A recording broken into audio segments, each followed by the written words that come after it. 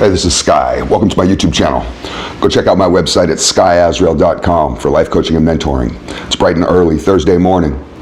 Let's do a little bit of philosophizing. Let's talk about time. I realize the more that I study physics, the more that I may have been wrong about time.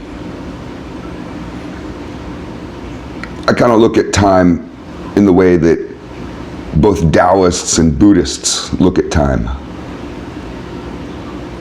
where all there is the moment of now. And there's the idea that both the past and the future are illusions because you can't grasp them, touch them, or really experience them. The only thing that you can really experience is now, right here. That's tangible. That's actually happening. So we've sandwiched ourselves between the past and the future. And it's weird how, as we go forward, the past gets larger and the future gets smaller. But we're always sandwiched in between those two forces. Letting our past and our futures define us. Define the moment of now. And it's a flawed way of thinking according to physics, because a lot of modern physicists, especially the philosopher types, they're coming to the conclusions that there's no such thing as time, and this is being proven by the James Webb Telescope. The Big Bang Theory is wrong. There was no Big Bang that started the universe. That's wrong. They're discovering that it was just a simple theory. It wasn't fact. It's wrong. And that time, the idea of time, the construct of time, isn't real. It's something that humans invented, and that's hard to understand. It feels like that time moves forward without our doing. We're getting older without our doing. But the theory goes that the past, the future, and the present are all happening simultaneously, all at once, all the time. So you're not moving through time, you're not even going anywhere. The universe isn't expanding. This is the idea of time. The universe is expanding. It's not. The James Webb Telescope has been breaking all this stuff that we've thought for a long time. It's been throwing it all out the window.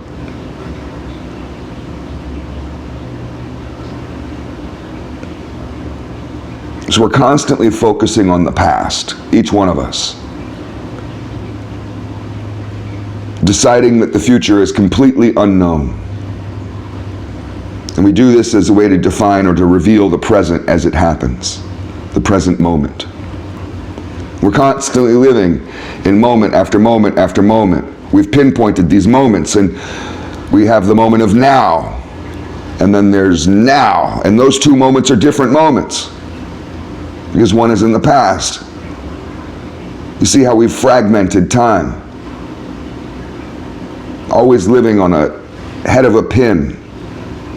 There's so much else going around us, and we're stuck in the third dimension. If we were to see the fourth dimension, which is time, but it's spatial time. The fourth dimension is spatial time, block time. It's not linear time.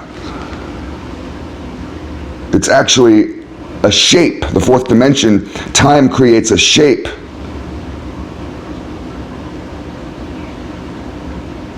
And if you were in the fourth dimension, you'd be able to see the past, the future, and the present all at once.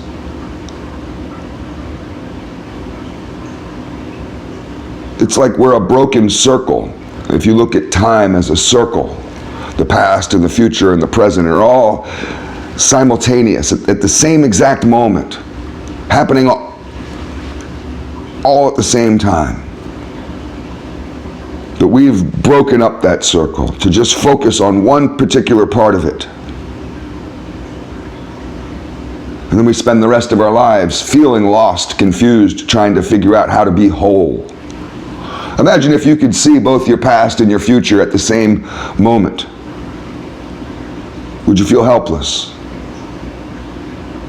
It's funny because We look at destiny and fate as a helplessness. Well, what's the point of doing anything if it's already predetermined?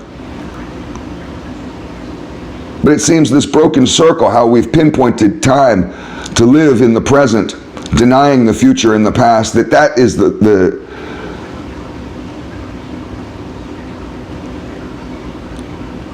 where we've lost our way. We're lost in the valley. How can you see where you're going if you're focused on the moment of now only?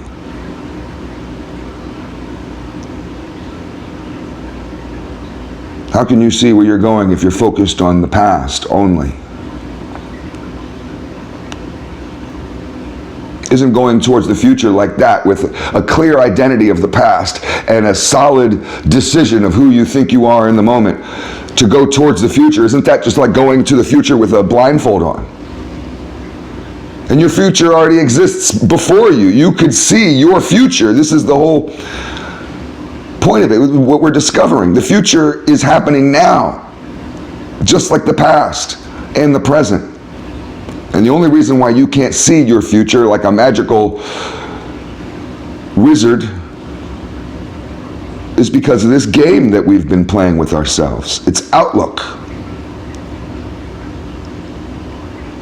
So if we're lost in the valley, what do you do when you're lost in the valley? The valley of the shadow of death. You're running through the valley. Sticks and branches are hitting you. You're lost. You don't know where you're going. What do you do when you're lost in the woods? Well, a smart thing to do would be to find higher ground. To see things from a different dimension.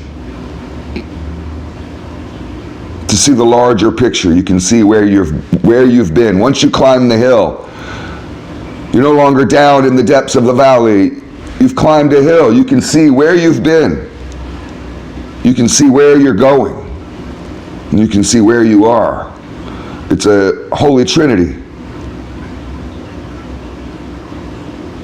You embrace your true self. You experience life by climbing that hill out of the valley of the shadow of death. Out of being lost. This is why we study the Mind, Body, and Soul program, so we can increase our rate of vibration. Every single little particle inside of you is vibrating at a certain level. It's thought that when you can increase your vibration, you level up. You're able to see more. The more you can increase your vibration, the more that you're able to experience and see, the more that is revealed to you. Your outlook changes. You start to see the world from the back of your mind instead of this shallow vision that we all seem to have. You unify sight, sound, breath, life, death, past, and future. It all becomes one, and it all starts to make sense. Food for thought.